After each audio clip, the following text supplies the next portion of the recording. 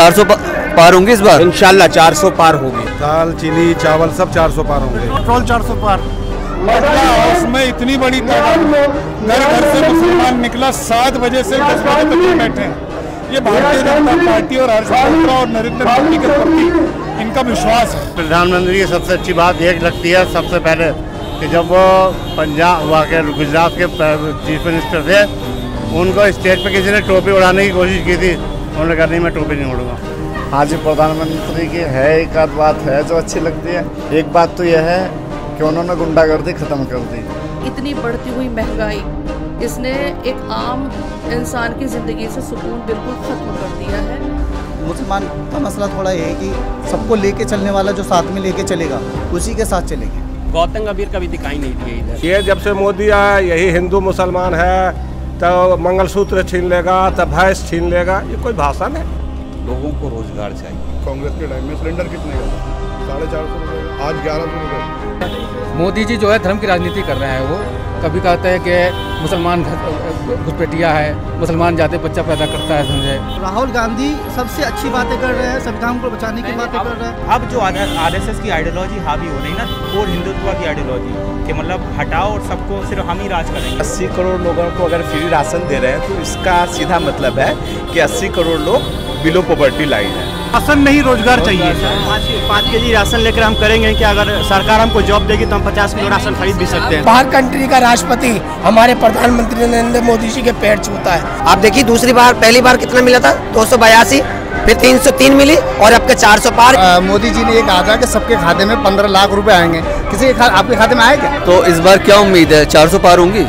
नहीं, 400 पार तो नहीं होंगी, लेकिन सरकार मोदी जी की बनने जा रही है इस बार। क्यों करते हैं बीजेपी के सपोर्ट? करते हैं कि मेरा जरा पेंशन नहीं है, बन जाए। क्या बातें अच्छी लगती हैं आपको मोदी जी की? गरीब के लिए बहुत कुछ किए, सिलेंडर भी दिए, चूल्हा भी दिए, राशन भी दिए।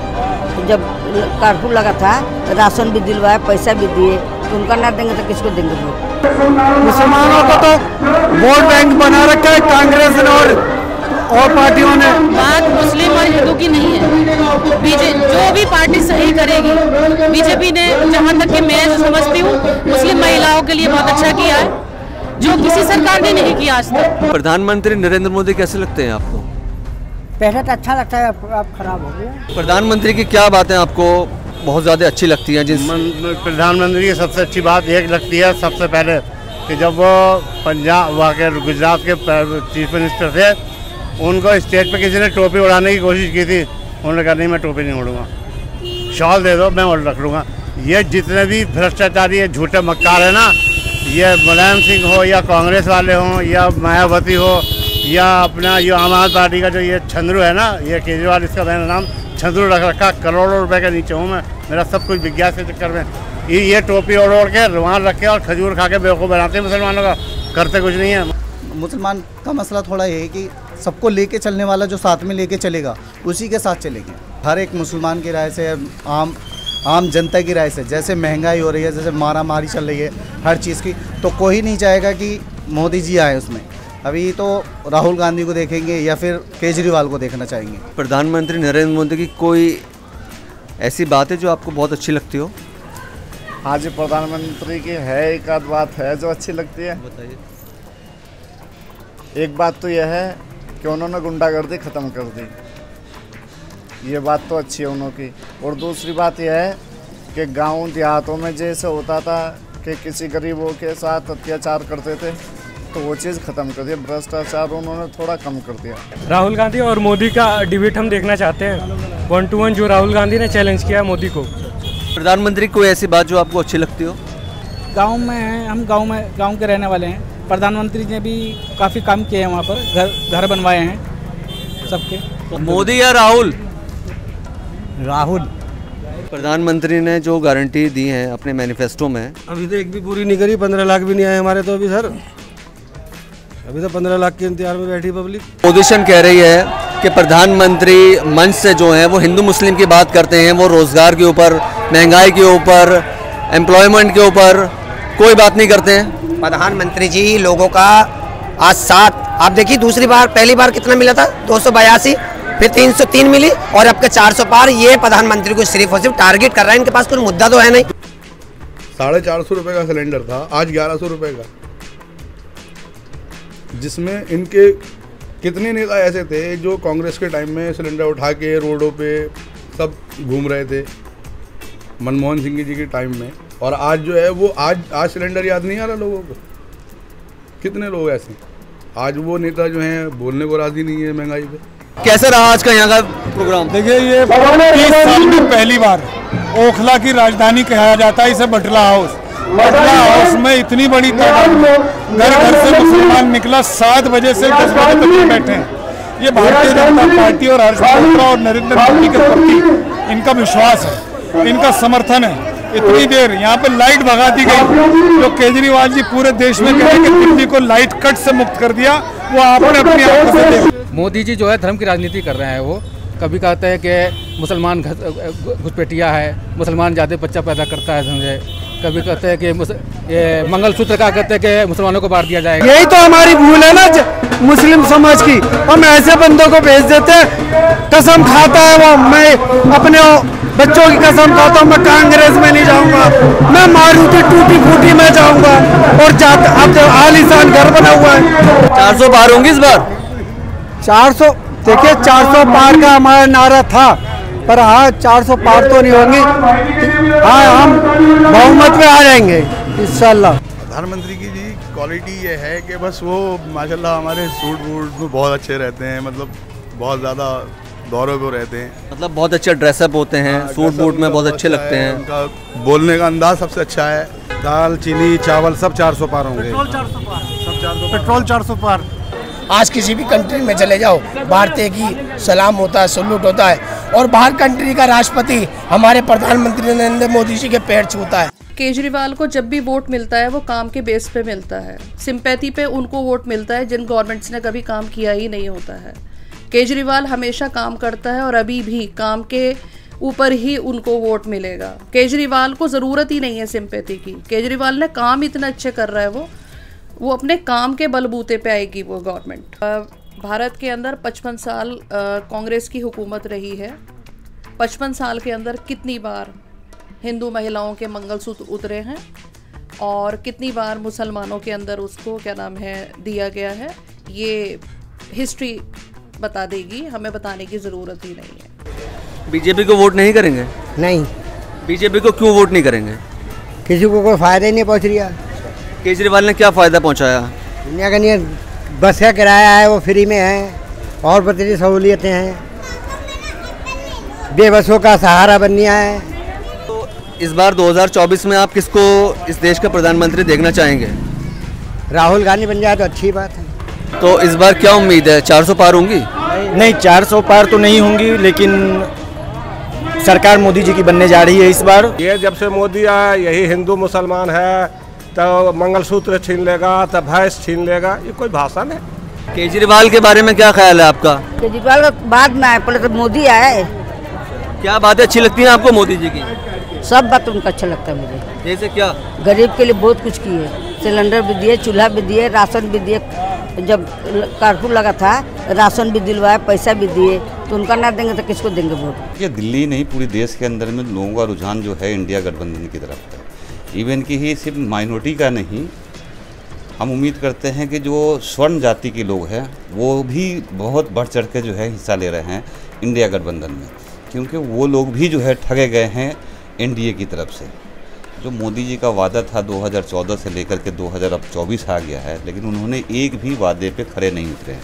उनके पास सिर्फ और सिर्फ एक ही मुद्दा रहा है, हिंदू मुसलमान। 370 हमने कर दिया, राम मंदिर बना दिया है, हमने जो है हिंदुस्तान को जो है बहुत पीक पे पहुंचा दिया है।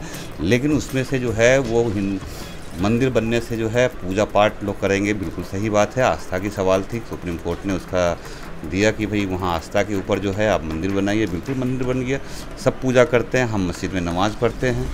बट लोगों को रोज़गार चाहिए, लोगों को खाने पेट में जो अन्न होगा तभी तो पूजा पे ध्यान रहेगा। मोदी जी 200 के अंदर में सिमट रहे हैं, आपको जो है अब 4 तारीख को खुद पता चल जाएगा। गौतम गंभीर कभी दिखाई नहीं दिए इधर, तो कभी नहीं आए यहाँ पर। इवन ना कांग्रेस ने विकास किया है, ना आम आदमी ने किया है, ना बीजेपी ने, किसी ने नहीं किया है, किसी से कोई उम्मीद नहीं है। पहले भी देखिए आम आदमी पार्टी को बहुत 80% 90% तक वोटिंग हुआ है, और अब अलायंस में है तो और ज़्यादा अब तो 99% ही जो भी है यहाँ को वोट डिवाइड नहीं होंगे, वोट डिवाइड नहीं होंगे। अलायंस में है इंडिया गठबंधन, कोई वोट जाएगा। एज अ मुस्लिम महिला आप बीजेपी को क्यों सपोर्ट करती हैं? देखिए, मैं बात मुस्लिम और हिंदू की नहीं है।